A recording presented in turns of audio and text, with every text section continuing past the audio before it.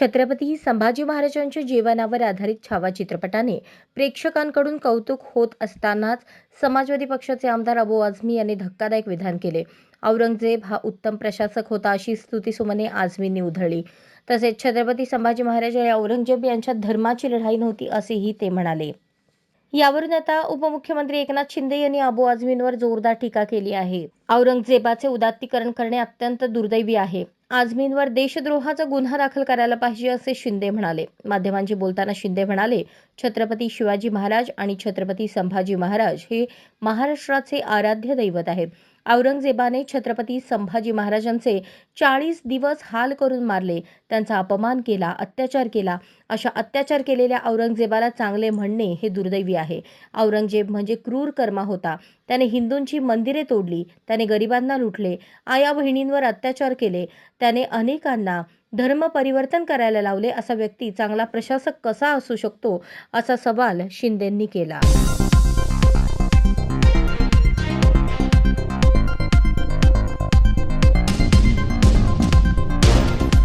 मस्साजोगचे सरपंच संतोष देशमुख यांच्या खुनाचे काही photo social मीडियावर व्हायरल झाले. हे फोटो बाहेर आल्यानंतर लोकांमध्ये संतापाची लाट उसळली आहे. अनेक जण सोशल मीडियावर तीव्र शब्दात संताप व्यक्त करत आहेत. या पार्श्वभूमीवर आज बीड जिल्ह्यात बंदची हाक देण्यात आली. या सगळ्या घडामोडींवर आता कॅबिनेट मंत्री धनंजय मुंडे यांचा राजीनामा अटळ मानला जात आहे. कारण हे फोटो समोर आल्यानंतर मुख्यमंत्री देवेंद्र फडणवीस यांनी रात्रीच देवगिरी बंगल्यावर जात उपमुख्यमंत्री अजितदादा पवारांची भेट घेतली. फडणवीसांनी प्रसारमाध्यमांना चकवत अजितदादा पवारांचे निवासस्थान गाठले. या ठिकाणी जवळपास 1.5 ते 2 तास चर्चा करण्यात आल्याची माहिती सूत्रांकडून देण्यात आली. या ठिकाणी आधीच राष्ट्रवादीचे प्रदेशाध्यक्ष सुनील तटकरे आणि मंत्री धनंजय मुंडे उपस्थित होते. या बैठकीनंतर फडणवीस यांनी धनंजय मुंडे यांना राजीनामा देण्यास सांगितल्याचे सूत्रांची माहिती आहे. त्यानुसार आज मुंडे आपल्या मंत्रिपदाचा राजीनामा सादर करतील अशी शक्यता आहे.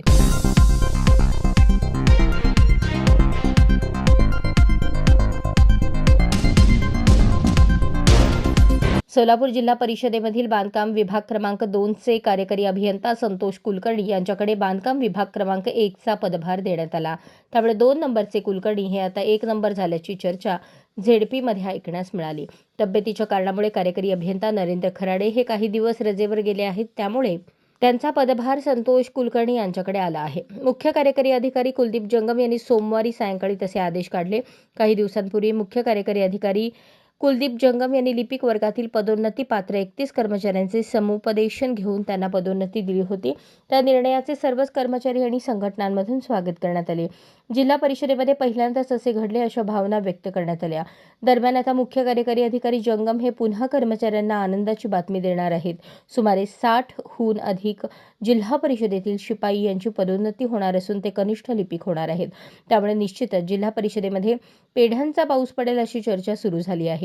सोमवारी सीईओ जंगम यांनी पत्रकारांशी बोलताना ही माहिती दिली. यावेळी ही कर्मचाऱ्यांना पदोन्नती देताना समुपदेशनाद्वारे दिली जाणार आहे. त्यामुळे ही प्रक्रिया पारदर्शक होणार असल्याचे ते म्हणाले. मागील 2 ते 3 वर्षांपासून कर्मचारी पदोन्नतीच्या प्रतीक्षेत आहेत. अनेकांना शिक्षण असून क्लार्क होता आले नव्हते. त्यामुळे आता त्यांचा मार्ग मोकळा झाला आहे. त्यानंतर सुद्धा जिल्हा परिषदेमध्ये समुपदेशनानेच पदोन्नती होणार असल्याचे सीईओ जंगम म्हणाले.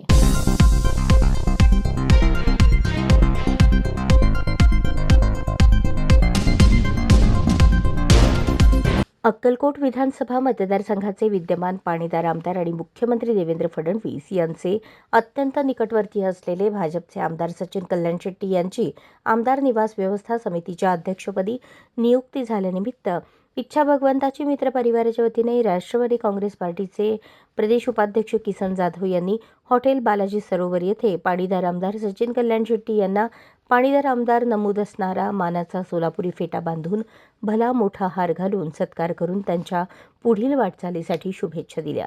या सत्कार सोहळ्याप्रसंगी व्हीव्हीपी कॉलेजचे चेअरमन अमोल नाना चव्हाण, सचिन नेता गुत्तेदार, निलेश कांबळे, महादेव राठोड, माणिक कांबळे, रवी नळगुंटले यांच्यासह इच्छा भगवंताची मित्रपरिवाराच्या सदस्यांची उपस्थिती होती. आमदार सचिन कल्याण शेट्टी हे मुख्यमंत्री देवेंद्र फडणवीस यांचे अत्यंत निकटवर्तीय आहेत. प्रशासनात त्यांच्या शब्दाला मोठे वजन आहे.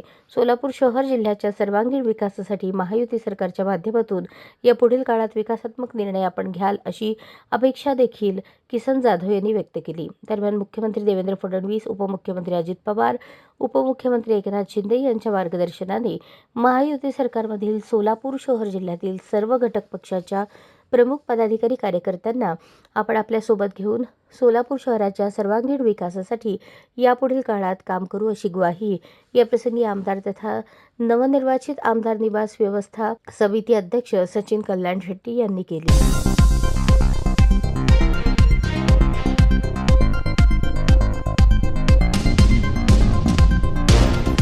महाराष्ट्र राज्य बाल हक्क आयोग यांच्या वतीने दिला जाणारा बालस्नेही पुरस्कार सोमवारी राज्याच्या महिला बालकल्याण मंत्री आदिती तटकरेंच्या हस्ते व राज्यमंत्री मेघना बोर्डीकर, बाल हक्क आयोगाच्या अध्यक्ष ॲडव्होकेट सुशीबेन शहा यांच्या उपस्थितीत छत्रपती संभाजीनगरचे जिल्हाधिकारी दिलीप स्वामी यांना प्रदान करण्यात आला. मुंबई येथे यशवंतराव चव्हाण सेंटर येथील शानदार कार्यक्रमात पुरस्कार देऊन गौरवण्यात आले. जिल्हाधिकारी दिलीप स्वामी बालकांच्या हक्कांचे संरक्षण होण्याच्या दृष्टीने त्यांच्या प्रशासकीय कारकिर्दीत राबवलेल्या विविध उपक्रमांच्या यशस्वीतेमुळे त्यांची या पुरस्कारासाठी निवड झाली. शाळाबाह्य मुलांचे सर्वेक्षण करून त्यांना शिक्षणाच्या प्रवाहात पुन्हा आणणे, वीटभट्ट्यांवरील कामगारांच्या मुलांच्या शिक्षणासाठी उपाययोजना करणे, बालकामगारांचा शोध घेऊन त्यांना शिक्षणाच्या प्रवाहात आणणे, बालमृत्यूचे प्रमाण कमी करण्यासाठी प्रभावी उपाययोजना राबवणे, कुपोषण निर्मूलनासाठी दत्तक बाल श्रेणी वर्धन योजना राबवून कुपोषित बालकांचे पालकत्व देण्यात आले. त्यात 4800 बालकांचे श्रेणीवर्धन झाले. माझे मूल माझी जबाबदारी हे अभियान राबवून मुलांच्या आरोग्याचा सातबारा तयार केला. याशिवाय आता जिल्हाधिकारी छत्रपती संभाजीनगर म्हणून शालेय विद्यार्थ्यांच्या गुणवत्ता आणि सर्वांगीण विकासासाठी त्यांनी दशसूत्रीसारखा उपक्रम राबवला.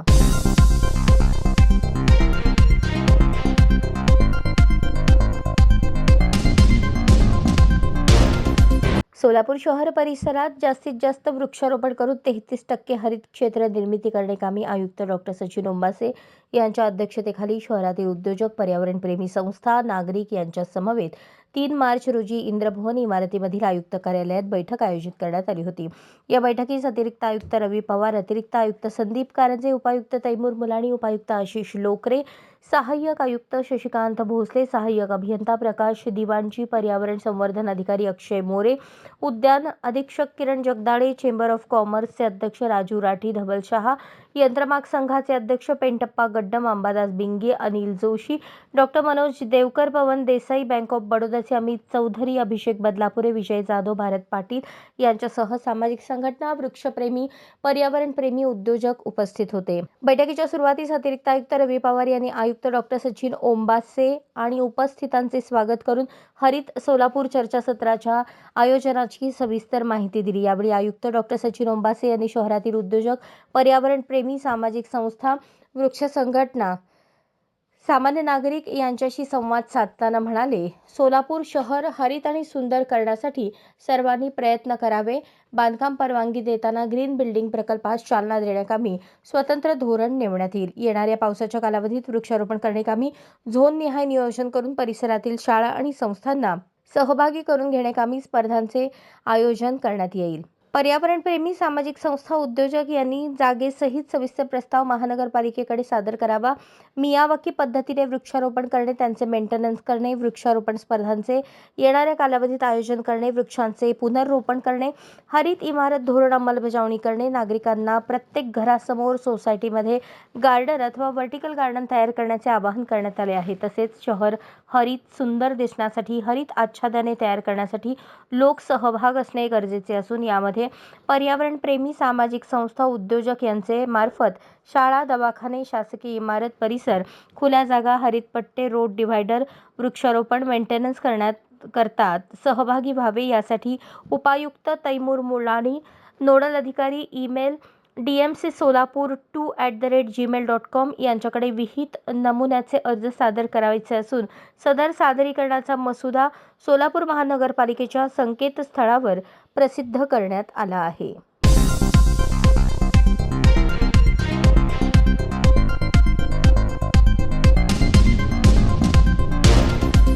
मस्साजोगचे सरपंच संतोष देशमुख यांची अत्यंत क्रूरपणे हत्या करण्यात आली होती. आष्टीचे आमदार सुरेश धस यांनी सभागृहात या हत्येचे वर्णन केल्यानंतर महाराष्ट्र हादरला होता. या हत्येची चर्चा आज होताना दिसत आहे. संतोष देशमुख यांची हत्या कशी झाली याचे वर्णन ऐकून आजही मन सुन्न होते. आता याच देशमुखांच्या हत्येचे फोटो समोर आले आहेत. CIDने दाखल केलेल्या चार्जशीटमध्ये या फोटोंचा समावेश करण्यात आला आहे. देशमुख यांची ज्यावेळी हत्या करण्यात आली तेव्हा काही आरोपींनी त्या घटनेचा व्हिडिओ काढला होता. हा व्हिडिओ CIDच्या हाती लागला आहे. त्याच व्हिडिओचे स्क्रीनशॉट घेऊन CIDने या हत्याकांडाचे फोटो काढले. तेच फोटो कोर्टात दाखल केलेल्या चार्जशीटमध्ये जोडण्यात आले आहे. हे फोटो पाहिल्यानंतर अंगाचा थरकाप उडाल्याशिवाय राहत नाही. CIDने काढलेले फोटो अत्यंत भयंकर आहेत. संतोष देशमुख यांची हत्या किती क्रूरपणे केली गेली याचा अंदाज हे फोटो पाहिल्यानंतर येतो. मानेवर पाय ठेवणे, दांडक्याने मारणे असे प्रकार आरोपी करताना दिसत आहेत. संतोष देशमुख यांना उघडेही करण्यात आल्याचे दिसते.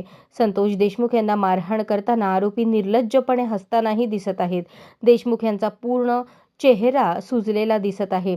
त्यांच्या चेहऱ्यावर ते गतप्राण पडले असतानाही त्यांना मारहाण सुरूच होती.